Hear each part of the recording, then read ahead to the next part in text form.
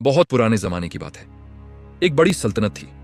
सल्तनत का नाम था गुलजार हिंद। इस सल्तनत के बादशाह थे सुल्तान अजीजुद्दीन, एक न्यायप्रिय, नेक और अपनी प्रजा से बेहद प्यार करने वाले राजा।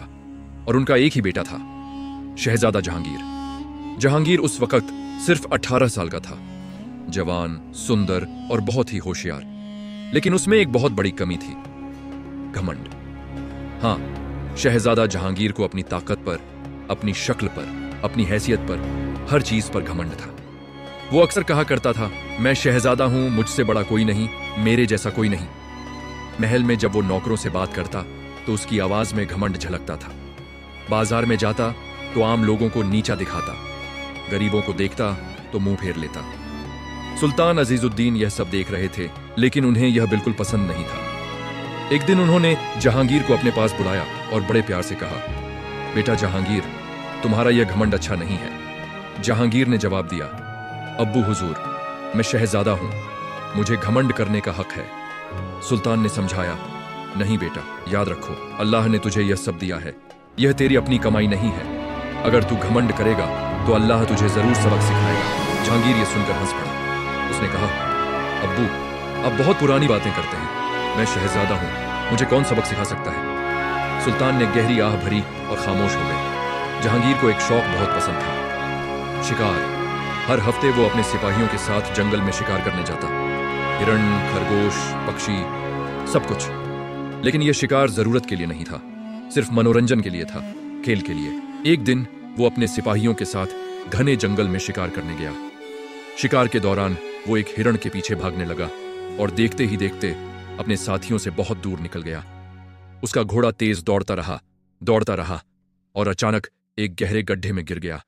जहांगीर भी घोड़े के साथ नीचे गिर पड़ा। दर्द से उसके मुंह से चीख निकल गई। जब उसकी आंख खुली तो वो खुद को एक बिल्कुल अनजान जगह पर पाया। चारों तरफ घना जंगल था, न कोई रास्ता, न कोई आवाज। उसने जोर जोर से चिल्लाया, कोई है? सिपाही, कोई सुन रहा है? लेकिन जवाब में सिर्फ सन्नाटा था। वो घबरा गया। यह पहली बार था जब शहजादा जहांगीर बिल्कुल अकेला था, बिल्कुल असहाय था। जहांगीर जंगल में भटकने लगा। भूख भी लग रही थी, प्यास भी, और शरीर थकान से जवाब देने लगा था। कुछ देर चलने के बाद वो एक बड़े पेड़ के नीचे बैठ गया। उसके मुंह से बेबस आवाज निकली, या अल्लाह, मैं कहां फंस गया हूं? अब क्या होगा? चारों तरफ सन्नाटा था, सिर्फ जंगल की आवाजें। तभी अचानक ऊपर से कुछ नीचे गिरा। जहांगीर चौंक गया। उसने देखा, एक आम जमीन पर पड़ा था। उसने तुरंत ऊपर देखा। पेड़ पर एक बंदर बैठा था। उसकी आंखों में अजीब सी चमक थी। बंदर ने फिर एक और आम तोड़ा और नीचे फेंक दिया। जहांगीर हैरान रह गया। उसने खुद से कहा, यह बंदर मुझे खाना दे रहा है। बंदर धीरे धीरे पेड़ से नीचे उतरा और जहांगीर के पास आकर उसे देखने लगा, जैसे वो उसे समझ रहा हो। जहांगीर ने आम उठाया और खा लिया। आम बहुत मीठा था। उसके चेहरे पर राहत आ गई। उसने कहा, शुक्रिया छोटे दोस्त। बंदर ने जैसे मुस्कुराते हुए सिर हिला दिया। उस दिन के बाद वो बंदर जहांगीर के साथ ही रहने लगा। वो कभी उसे खाने की जगह दिखाता, कभी पानी के स्रोत तक ले जाता और कभी जंगल के रास्तों की तरफ इशारा करता। जहांगीर को यह सब बहुत अजीब लग रहा था। वो सोचने लगा, यह बंदर इतना समझदार कैसे हो सकता है, इतना मददगार। धीरे धीरे दोनों के बीच एक अजीब सी दोस्ती बन गई। अकेलेपन में जहांगीर को पहली बार किसी का साथ महसूस हो रहा था। जहांगीर ने उस बंदर का नाम रखा चंचल। उसने प्यार से कहा, चंचल, तुम मेरे सच्चे दोस्त हो, मैं तुम्हें कभी नहीं भूलूंगा। चंचल ने उसका हाथ पकड़ लिया, जैसे वो कह रहा हो, मैं भी तेरे साथ हूं। एक रात जहांगीर एक पेड़ के नीचे सो रहा था। चारों तरफ अंधेरा था। अचानक झाड़ियों में हलचल हुई। एक तेंदुआ धीरे धीरे जहांगीर की तरफ बढ़ रहा था। उसकी आंखें चमक रही थीं, लेकिन चंचल जाग रहा था। उसने तेंदुए को देख लिया और जोर जोर से चिल्लाने लगा, ची ची ची। जहांगीर की नींद टूट गई। उसने तेंदुए को देखा और डर के मारे उसके हाथ कांपने लगे। चंचल ने बिना वक्त गंवाए पत्थर उठाए, लाठियां फेंकी और इतना शोर मचाया कि तेंदुआ डर गया और जंगल की तरफ भाग गया। जहांगीर की जान बच चुकी थी। उसने कांपते हाथों से चंचल को गले लगा लिया और कहा, चंचल, तूने मेरी जान बचाई, तू तो मेरे भाई से भी बेहतर है। चंचल ने प्यार से उसकी पीठ थपथपाई। उस रात शहजादा जहांगीर ने पहली बार दिल से महसूस किया कि सच्ची दोस्ती जात पात नहीं देखती, इंसान और जानवर का फर्क नहीं करती, बल्कि दिल से दिल का रिश्ता होती है। कई दिनों की तलाश के बाद आखिरकार सुल्तान के सिपाहियों ने जंगल में शहजादा जहांगीर को ढूंढ लिया। जैसे ही वो महल वापस पहुंचा, पूरी सल्तनत में खुशी की लहर दौड़ गई। सुल्तान अजीजुद्दीन ने अपने बेटे को देखते ही उसे गले से लगा लिया और भावुक होकर बोले, बेटा तू ठीक है ना? कहां चला गया था तू? जहांगीर ने अपने साथ बीते हर पल की कहानी सुनाई। जंगल में खो जाना, अकेलापन और फिर चंचल से हुई मुलाकात। इसके बाद उसने सबके सामने चंचल को लाते हुए कहा, अब्बू हुजूर, यही है चंचल, मेरा सच्चा दोस्त। इसी ने मेरी जान बचाई है। मैं इसे अपने साथ रखना चाहता हूं। दरबार में सन्नाटा छा गया। दरबारी एक दूसरे की तरफ देखने लगे। कोई बोला, शहजादा, एक बंदर को महल में? किसी ने कहा, यह तो जंगली जानवर है। लेकिन जहांगीर की आवाज में इस बार घमंड नहीं, बल्कि सच्चाई और अपनापन था। उसने साफ कहा, चंचल मेरा भाई है, वो मेरे साथ रहेगा, कोई इसे कुछ नहीं कहेगा। सुल्तान ने बेटे की आंखों में देखा, हल्की सी मुस्कान आई और बोले, ठीक है बेटा, अगर इस बंदर ने तेरी जान बचाई है तो यह महल में रहेगा, बस ध्यान रखना। चंचल को महल में एक अच्छी जगह दी गई। उसके लिए फल, रहने की जगह और हर वक्त जहांगीर का साथ था। शुरुआत में कई नौकर और दरबारी खुश नहीं थे। वो आपस में कहते, इस बंदर को तो शहजादे से ज्यादा इज्जत मिल रही है। लेकिन चंचल बहुत समझदार था। वो किसी को परेशान नहीं करता, बल्कि जब भी कोई मुश्किल आती, सबसे पहले मदद के लिए आगे बढ़ता। एक दिन महल की रसोई में आग लग गई। तेल गिरने से आग फैलने लगी और हर तरफ अफरा तफरी मच गई। लोग घबरा गए, कोई समझ नहीं पा रहा था क्या करे। तभी चंचल दौड़ा, पानी की बाल्टियां उठाईं और बार बार आग पर डालने लगा। उसकी मदद से आग पर काबू पा लिया गया। सब लोग हैरान रह गए। सबके मुंह से एक ही बात निकली, यह बंदर इंसानों से ज्यादा समझदार है। उसी दिन से महल के लोग चंचल को सिर्फ एक जानवर नहीं, बल्कि अपने परिवार का हिस्सा मानने लगे। चंचल के साथ रहते रहते शहजादा जहांगीर के अंदर धीरे धीरे बदलाव आने लगा। जो जहांगीर कभी अपने रुतबे और ताकत पर घमंड करता था, वही अब लोगों से नरमी से बात करने लगा। पहले जो गरीबों को देखकर मुंह फेर लेता था, अब उनकी परेशानी समझने लगा। चंचल की खामोश मौजूदगी ने उसे सिखा दिया था कि असली बड़प्पन आवाज ऊंची करने में नहीं, दिल बड़ा रखने में होता है। एक दिन जहांगीर बाजार गया। वहां एक गरीब बूढ़ी औरत सड़क किनारे सब्जी बेच रही थी। तभी एक अमीर आदमी गुजरते गुजरते उसकी सब्जियों की टोकरी गिरा गया और गुस्से में बोला, हट यहां से बुढ़िया। सब्जियां सड़क पर फैल गईं। पुराना जहांगीर होता तो चुपचाप आगे बढ़ जाता, लेकिन आज वो रुक गया। उसने सख्त आवाज में कहा, रुको, ये क्या कर रहे हो? अमीर आदमी पलटा और शहजादे को देखकर घबरा गया। हकलाते हुए बोला, माफी शहजादे। जहांगीर ने कहा, मुझसे नहीं, इस बुजुर्ग औरत से माफी मांगो। आदमी ने तुरंत झुककर माफी मांगी। जहांगीर खुद झुका, सब्जियां उठाईं और बूढ़ी औरत के हाथ में पैसे रखते हुए बोला, अम्मा ये रख लीजिए और मुझे माफ कर दीजिए। बूढ़ी औरत की आंखों में आंसू आ गए। उसने दुआ दी, अल्लाह तुम्हें सलामत रखे बेटा। पास खड़ा चंचल ये सब देख रहा था। उसकी आंखों में जैसे संतोष झलक रहा था। यह सब सुल्तान अजीजुद्दीन की नजर से छुपा नहीं रहा। उन्होंने जहांगीर को बुलाया और शांत स्वर में बोले, बेटा मैंने तुझे देखा है, तू बदल गया है। जहांगीर ने सिर झुकाकर कहा, जी अब्बू हुजूर। सुल्तान ने पूछा, यह बदलाव कैसे आया? जहांगीर हल्की मुस्कान के साथ बोला, अब्बू चंचल ने मुझे सिखाया। सुल्तान चौंक गए। एक बंदर ने? जहांगीर बोला, जी हां, उसने मुझे दिखाया कि जिंदगी में सबसे जरूरी चीजें पद, धन और ताकत नहीं होती। सबसे जरूरी है दूसरों के लिए सोचना, मदद करना और विनम्र रहना। सुल्तान की आंखें भर आईं।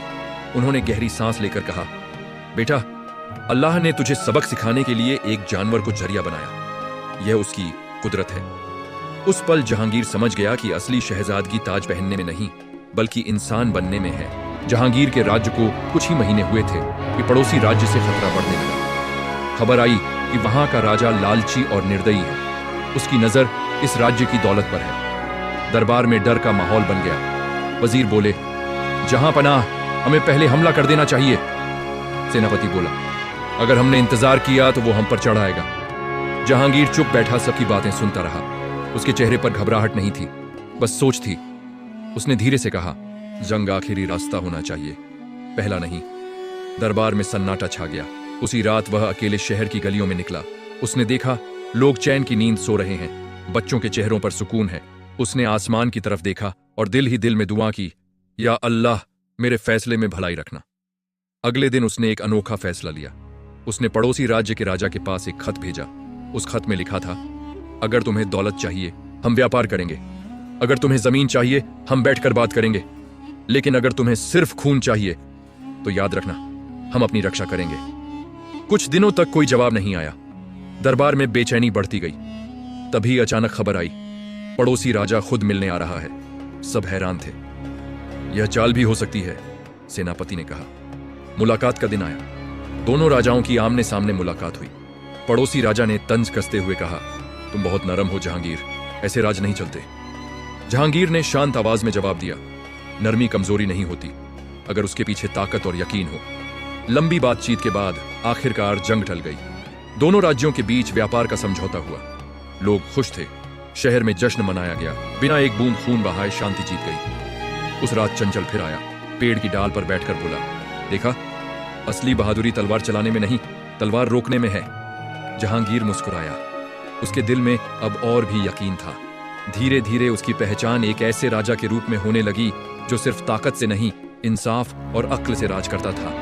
दूर दूर के लोग उसकी मिसाल देने लगे। लेकिन जहांगीर आज भी वही था, सादा, शांत और अल्लाह पर भरोसा रखने वाला। समय धीरे धीरे आगे बढ़ता गया। जहांगीर का स्वभाव अब पूरी तरह बदल चुका था। महल के सेवक हैरान थे कि वही शहजादा जो कभी गुस्से में छोटी छोटी बातों पर सजा दे देता था, अब हर किसी की बात ध्यान से सुनता था। वो रोज सुबह महल से बाहर निकलता, लोगों की हालत देखता, उनकी तकलीफें समझता। चंचल हमेशा उसके साथ रहता, कभी पेड़ पर बैठकर, कभी कंधे पर हाथ रखकर, मानो हर कदम पर उसे याद दिला रहा हो कि इंसानियत ही सबसे बड़ा धर्म है। एक दिन शहर में अकाल जैसे हालात हो गए। अनाज महंगा हो गया। गरीबों के घरों में चूल्हे बुझने लगे। लोगों की आंखों में भूख और बेबसी साफ दिख रही थी। खबर महल तक पहुंची। दरबार में सब अमीर सलाहकार बैठे थे। किसी ने कहा, हुजूर, खजाने से हाथ खींच लेना चाहिए, मुश्किल वक्त में तिजोरी खाली करना ठीक नहीं। किसी ने कहा, गरीब तो हमेशा रोते रहते हैं, कुछ दिन सब्र कर लेंगे। जहांगीर यह सब चुपचाप सुन रहा था। तभी उसने चंचल की ओर देखा। चंचल ने कुछ नहीं कहा, बस अपनी बड़ी बड़ी आंखों से उसे देखा। उस नजर में सवाल भी था और जवाब भी। जहांगीर खड़ा हुआ और दृढ़ आवाज में बोला, अगर इस वक्त हम लोगों की मदद नहीं करेंगे तो बादशाह होने का क्या फायदा। पूरे दरबार में सन्नाटा छा गया।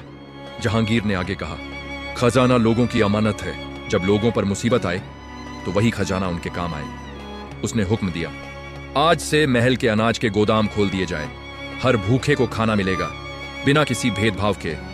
दरबारियों के चेहरे उतर गए, लेकिन कोई विरोध करने की हिम्मत नहीं कर सका।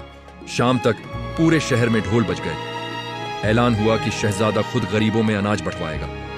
जहांगीर सादा कपड़े पहनकर सड़कों पर निकला। उसने अपने हाथों से बच्चों को रोटी दी, बूढ़ों को सहारा दिया, औरतों को दिलासा दिया। लोग रोते हुए दुआएं देने लगे, अल्लाह शहजादे को लंबी उम्र दे। ऐसा रहमदिल हाकिम हमने कभी नहीं देखा। दूर एक कोने में चंचल बैठा ये सब देख रहा था। उसके चेहरे पर अजीब सी शांति थी, जैसे उसका काम पूरा हो रहा हो। जहांगीर ने उसे देखा और हल्की मुस्कान के साथ कहा, चंचल, आज अगर तू मेरे साथ न होता तो शायद मैं भी उन लोगों जैसा बन जाता जो ताकत के नशे में अंधे हो जाते हैं। उस रात जहांगीर देर तक सो नहीं पाया। उसने छत पर खड़े होकर आसमान की तरफ देखा और धीमे स्वर में कहा, या अल्लाह, अगर तूने मुझे कभी बादशाह बनाया तो मुझे ऐसा बना देना कि मेरी वजह से किसी का दिल न टूटे। हवा चली और चंचल धीरे धीरे अंधेरे में कहीं खो गया। जहांगीर के राज्य को कुछ ही महीने हुए थे कि पड़ोसी राज्य से खतरा बढ़ने लगा। खबर आई कि वहां का राजा लालची और निर्दयी है। उसकी नजर इस राज्य की दौलत पर है। दरबार में डर का माहौल बन गया। वजीर बोले, जहां पनाह, हमें पहले हमला कर देना चाहिए। सेनापति बोला, अगर हमने इंतजार किया तो वो हम पर चढ़ आएगा। जहांगीर चुप बैठा सबकी बातें सुनता रहा। उसके चेहरे पर घबराहट नहीं थी, बस सोच थी। उसने धीरे से कहा, जंग आखिरी रास्ता होना चाहिए, पहला नहीं। दरबार में सन्नाटा छा गया। उसी रात वह अकेले शहर की गलियों में निकला। उसने देखा लोग चैन की नींद सो रहे हैं, बच्चों के चेहरों पर सुकून है। उसने आसमान की तरफ देखा और दिल ही दिल में दुआ की, या अल्लाह, मेरे फैसले में भलाई रखना। अगले दिन उसने एक अनोखा फैसला लिया। उसने पड़ोसी राज्य के राजा के पास एक खत भेजा। उस खत में लिखा था, अगर तुम्हें दौलत चाहिए हम व्यापार करेंगे, अगर तुम्हें जमीन चाहिए हम बैठकर बात करेंगे, लेकिन अगर तुम्हें सिर्फ खून चाहिए तो याद रखना हम अपनी रक्षा करेंगे। कुछ दिनों तक कोई जवाब नहीं आया। दरबार में बेचैनी बढ़ती गई। तभी अचानक खबर आई, पड़ोसी राजा खुद मिलने आ रहा है। सब हैरान थे। यह चाल भी हो सकती है, सेनापति ने कहा। मुलाकात का दिन आया। दोनों राजाओं की आमने सामने मुलाकात हुई। पड़ोसी राजा ने तंज कसते हुए कहा, तुम बहुत नरम हो जहांगीर, ऐसे राज्य नहीं चलते।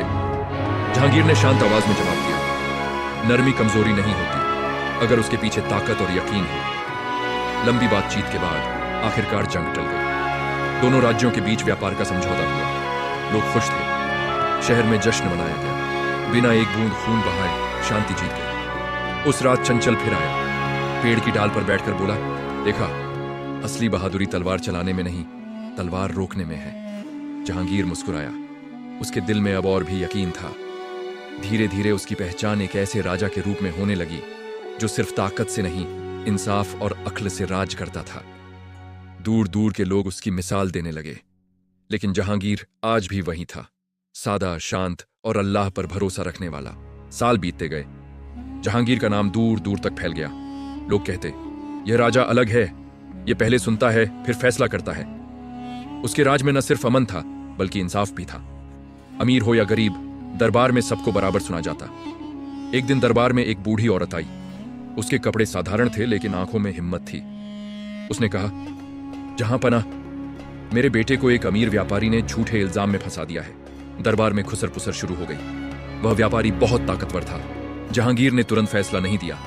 उसने दोनों पक्षों को सुना, सबूत मंगवाए, गवाह बुलाए। कई घंटे बीत गए। आखिर सच सामने आ गया। व्यापारी झूठा था। पूरा दरबार हैरान था। क्या राजा इतने बड़े आदमी के खिलाफ फैसला देगा? जहांगीर खड़ा हुआ। उसकी आवाज मजबूत थी। इंसाफ ताकत नहीं देखता, सच देखता है। उसने व्यापारी को सजा सुनाई।